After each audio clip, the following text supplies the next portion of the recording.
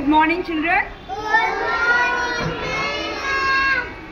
Children, on the occasion of Vana Mahotsav, today Manohari from grade 2 is going to share her thoughts about what are the importance of trees and Vana Mahotsav, how it is important for the entire humanity. So let us hear her thoughts. Are you all ready? Good. So Manohari for you. అందరికీ నమస్కారం. నా పేరు మనోహరి.